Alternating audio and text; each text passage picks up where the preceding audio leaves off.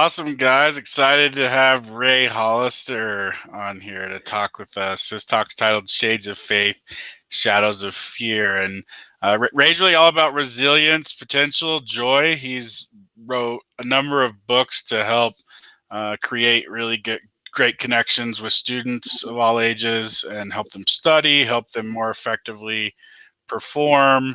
And he has a love of learning and ability to teach strategies really easily. But he has been recently working on helping people build resilience, embrace their potential, and find joy. And we're going to hear a little bit about his death of Harold today, as he calls it. And so yeah, looking forward to hearing your talk, Ray, and I'll let you take it from here. Thank you, Tim. I really appreciate the invitation. Well, Faith and Shadows of Fear is basically a lifetime culmination of work that I've been doing with students of all ages, from all the way down in middle school, all the way up through graduate school. So what the death of Harold was an inspirational speech, and it was the catalyst to get students to understand you can accomplish anything. The challenge when I started all of this was I'm trying to keep 13, 14, 15, 16, 17-year-olds in seats for 4 hours to teach them about study skills. And you can imagine that is not an easy feat. We should all be thanking teachers, because there are a lot of parents right now that are getting a good taste of medicine of what teachers have been going through for decades and decades. But the reality was I needed to find a way to keep them engaged and in a learning scenario. And what developed over the years is this process that I'm now calling Shades of Faith and Shadows of Fear. So as a brief introduction, the concept behind this is pretty simple.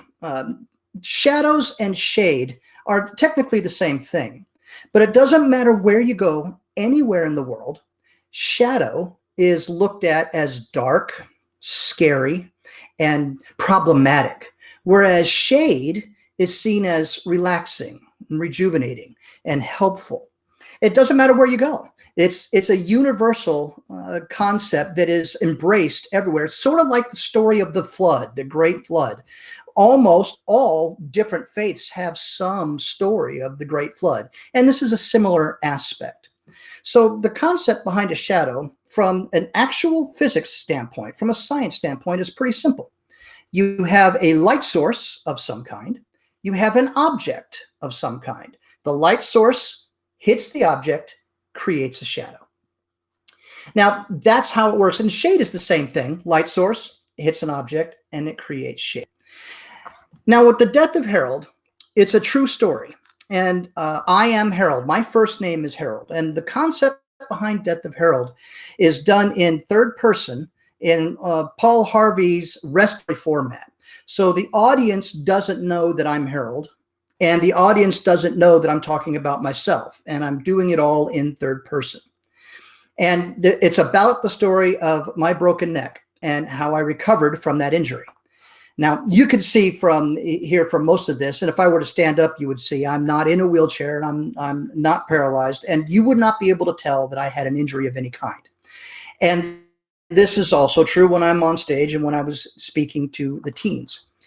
Well, one of the things that is important to note, and it's especially strong with teenagers, but it's true of all humans, is that they believe that their problems are the biggest, the baddest, the worst in all the world. In fact, one of the most common things that parents hear from their students or from their children is, "You don't understand." When they come up with a problem, or when they are experiencing a problem, they internalize it as the worst it's ever been. This continues on into our adulthood. We tend to believe that our problems are bigger than somebody else's. And if somebody doesn't agree with our interpretation of the problem, we want to believe that they don't understand. But the reality is much different. And so what I needed to do was create a story that would somehow get these students out of their own head so that their problem wasn't the worst in the world. I believe that Harold's problem was worse. But that's time, because the reality is that when you start, it doesn't matter what problem I bring up, they believe that theirs is worse. And you just can't tell somebody that, wait, your problem's bad, but it's not as bad as this, because that's an instant no.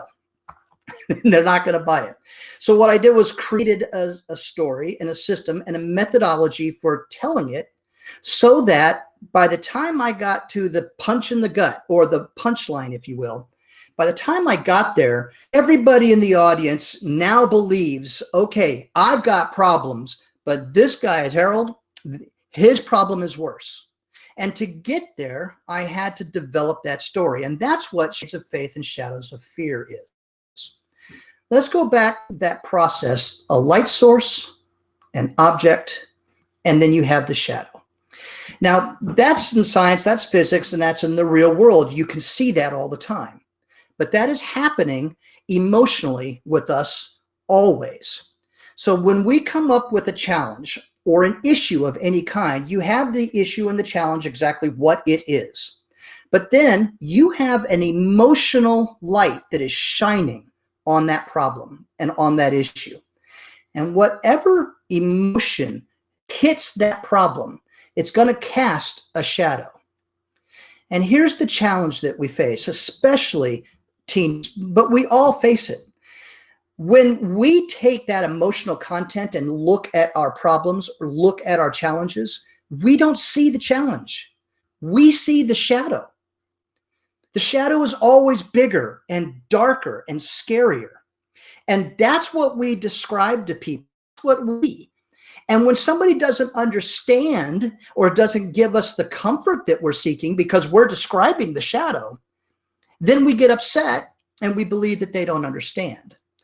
But the reality is maybe they actually see the problem for what it is. They're not seeing the shadow. Now, the same is true if you take an emotion that is not from a very negative standpoint. If you take a problem or a situation and you come at it with a different emotion that's maybe higher on the positive side. Let's say you come at a problem with patience. Instead of casting a dark and deep shadow that's scary and unknown, you could, in fact, cast shade that's a bit more relaxing. It's a bit more understanding. Think of this as finding people who have been through what you're going through, and you can take rescue, you can shade, because they've been through it. They understand it. But they're not coming at the problem with the same emotional content, the same emotional weight that you are.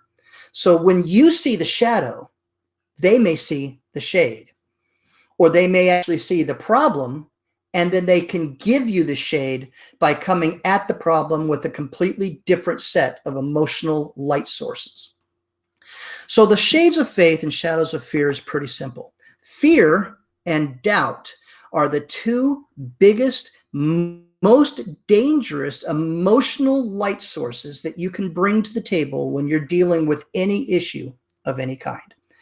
And of course, fear and doubt are the two first negative emotions that come to the table, followed very shortly by anger and rage. But fear and doubt are insidious because doubt puts in that little sliver of what if. And let's be honest with ourselves. Most of us don't take the what ifs in a positive direction.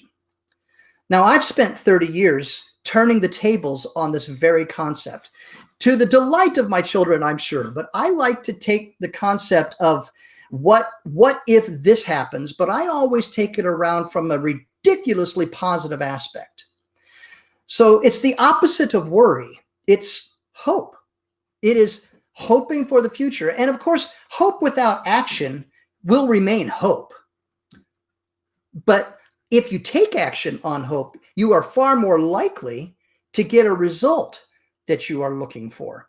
But the same is true if you take that focus of fear and you worry about what hasn't happened yet. And if that's all you're focusing on and you're worrying about it, and then you intend to take actions to prevent the fear rather than going after the hope. So either way, your actions can help you get to a destination. So the question is, at what point are you looking at the shadow? And at what point are you looking at the problem? So in the death of Harold, what I do specifically is I start out the process. They don't know that I'm Harold. I am introduced as Ray Hollister. Nobody knows my first name is Harold. And so I begin the process by talking about what Harold was doing at the time in his past. And at the time he was in a particular type of training. And I talk about how he wanted to go on a vacation and visit his cousin. And so I build up this process, and the build up is specific, because if I start with, hey, this guy Harold, he had a car accident and he broke his neck. Okay, there's the problem. The actual issue is the broken neck. It doesn't matter how infused I say the word broken neck. It doesn't matter how dark I want to make it.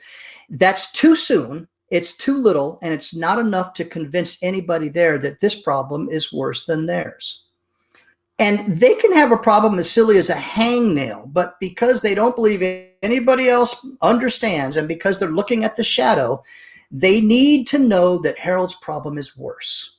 So what I need to do is take the actual problem, a broken neck, and I need to create a shadow. I need to create something monstrous, something huge, something that I actually saw at the time. And that's how I build the story. So I start with the accident, and then I tell the accident and what happened, but I let the audience know that Harold doesn't know any of this yet. You get this information before he gets it. So it's a little bit of time travel, if you will. So they get to know that here's the accident. And I talk about how the neck breaks, and I talk about all the different vertebrae that are impacted in some way, either subluxed or broken or fractured. Talk about the damage to the spinal cord. All things without context. This is just the actual event. So that's the event, and now they know it, but now I need to create more shadow. And the way that I do that is I use the catchphrase, is not where Harold died. You see, the title of the speech is The Death of Harold.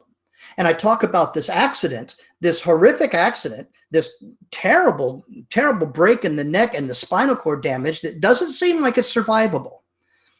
And then I say, this is not where Harold died.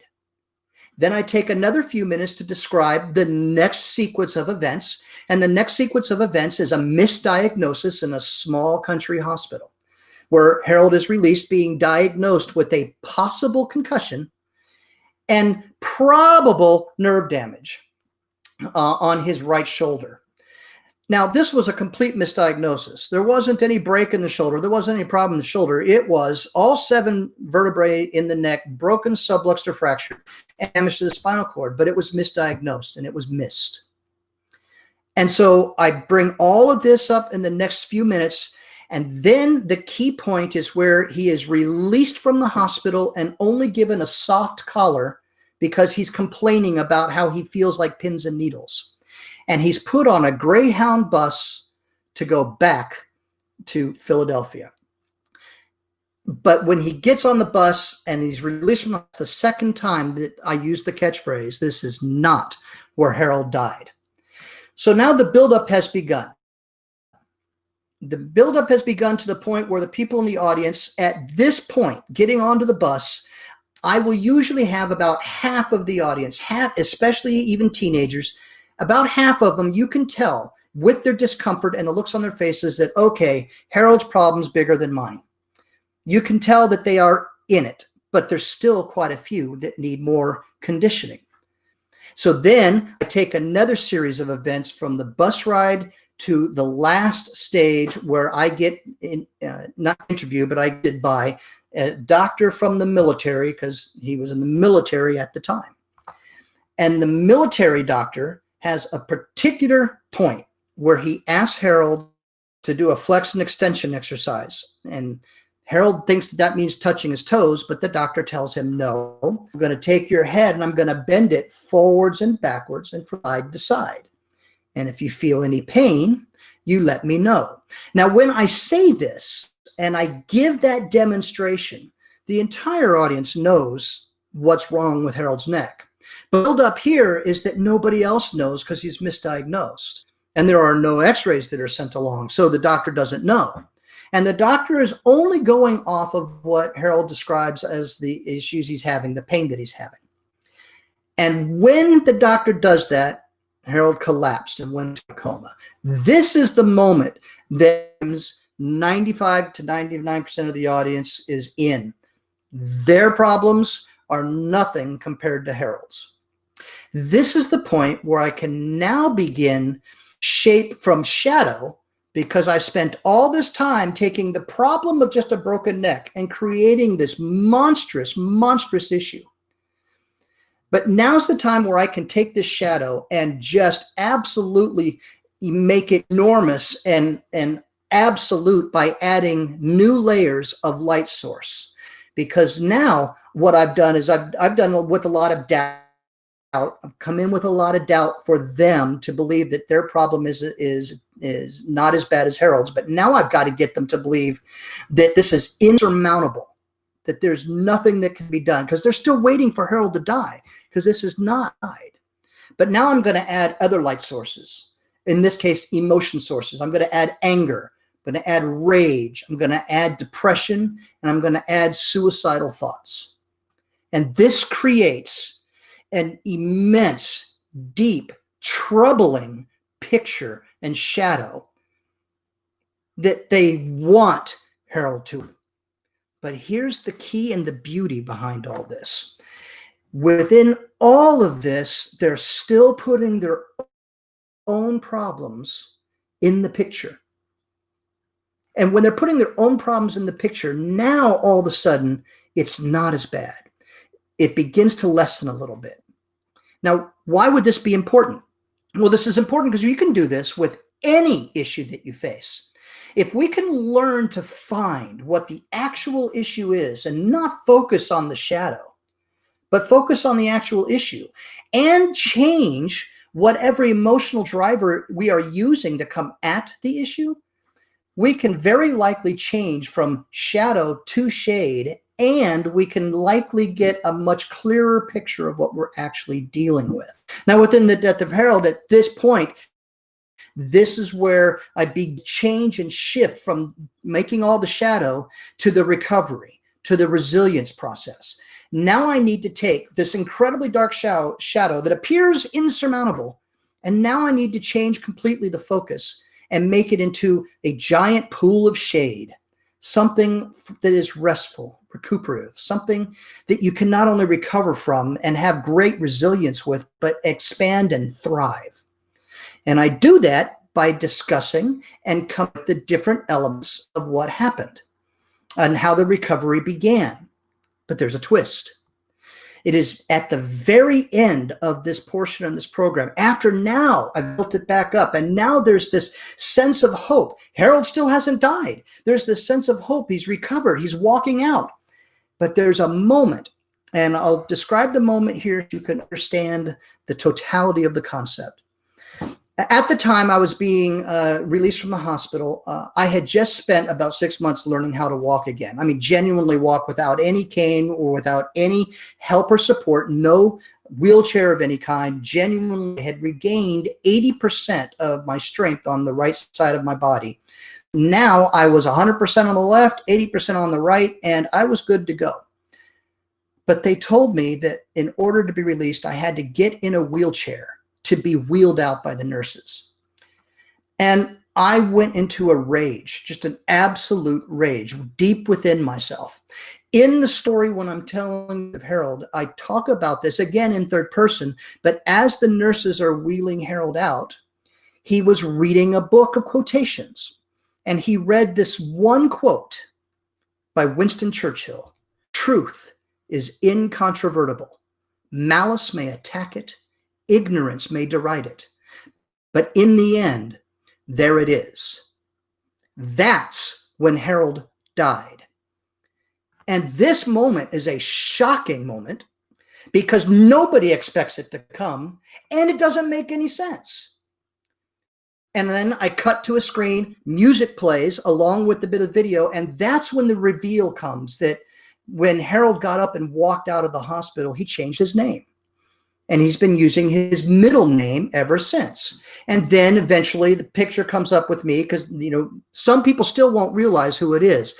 By this point, about half the audience has started to catch on. They've started to realize. And part of that is because we've gone from the shadow into the shade, and we have taken the same problem existed. There was no difference in the issue. The only difference in the emotional light source that was shined onto that issue. Now, they don't know this. I don't go into any of this detail in The Death of Harold. This is all just a story. But this is the roots and this is the backbone of how I create it and how I draft it. Shades of Faith and Shadows of Fear is the practical application of the inspirational story, The Death of Harold. This is how you can apply this very same concept into your everyday living, everyday issues that come up. And I don't know what those issues are. We all have different issues. It could be anything from political to religious to personal. It can be a divorce. It can be a misbehaving child. Anything is there. But let me ask you this question. How many of you have been faced with something, and I'll use one from my own experience. How many of you have been faced with an issue like I had, where I was having a child that misbehaving and I just couldn't believe it, and I complained to my friends, and I got from some of my friends, oh, don't worry, it'll be okay, or it's not that bad. And it flustered me, and it upset because they just didn't understand. Well, the reality is they did understand. Because the problem was the misbehaving child, but that's not the emotional source that I was putting behind it. The emotional source I was putting behind it was frustration and anger and a deep sense of angry confusion. And that was casting the shadow of not just a misbehaving child, of an incident, but of a child who was out of control, never listened, always out for themselves. I mean, look, they're teens. This is part of their life, but I took this problem and I made it that problem. And the people that I complained to, my good friends who also had teens, they saw the problem for what it was, that one incident of misbehavior, and didn't buy into my shadow. And so I discounted because I did not hear what I wanted to hear, which leads me to the word choice. And this is something I hope to impress upon you because I think it's really important. With all of the unrest that's going on right now, one of the things that I believe is really important to catch on to is there's a particular word that is being used consistently throughout media that I think is damaging to our process of healing. And that word is narrative. Everyone is talking about how they're trying to change the narrative. The problem I have with using the word narrative is, by definition, that's a story. And that is your story. Rather than focusing on an issue for what the issue is, there are narratives that are being created and drafted and forced upon people, and then we're given a choice. Accept this narrative or you're the bad guy. Doesn't matter what this narrative is because they're all pushing it. And I would like to look at what the issues might be. And then for myself, I look at what emotion am I bringing to this issue? Am I actually bringing the emotion of patience, understanding, and a sense of wanting to understand? Or am I bringing a sense of certainty that I'm right? Am I bringing a sense of anger at how could they think that way? Am I bringing in a sense of dangerous confusion because who could do something like that?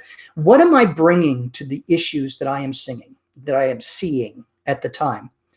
Do I need to change my emotional content? Because if I come at these problems with patience, if I come at these problems with love, if I come at these problems with a sense of justice, I'm going to cast a different type of shade than if I come at it with anger and disappointment and frustration, because now I'm going to cast a shadow. And then I'm going to start describing that shadow to anybody I see. And I'm going to want to find people that see the same shadow I do. So I'm going to cut it there. Mr. Tim, if you have any questions or if we want to follow up on something, we can go from there.